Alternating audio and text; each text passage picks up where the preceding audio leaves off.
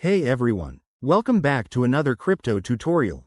Today, we're tackling how to withdraw Tether from Uphold to Bitrue in 2025.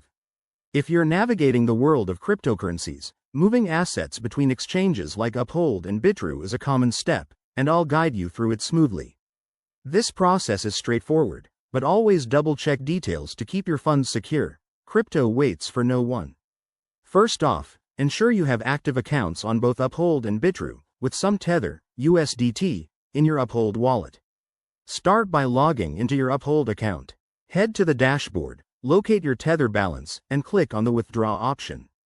You'll need to select the right network for Tether. Options like Tron, TRC20, or Ethereum, ERC20, are popular, so match this with what Bitrue supports to avoid any hiccups. Next, switch over to Bitrue. Log in. Go to the deposit section and generate or copy your Tether deposit address. This is crucial. It's like your crypto's mailing address, so get it right. Back on Uphold, paste this address into the withdrawal form. Take a second to verify it. One wrong character could send your Tether into the void. Now, enter the amount of Tether you want to withdraw. Remember, there might be network fees, so check those first to avoid surprises. If you have two-factor authentication, 2FA, enabled, you'll need to confirm via that step. Hit submit, and voila, the transaction is on its way.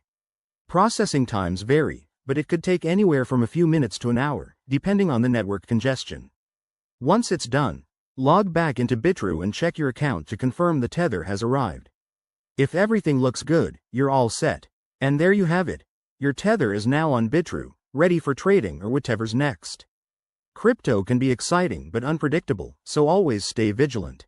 If this helped, smash that like button and subscribe for more 2025 crypto guides. Thanks for watching, and see you in the next video.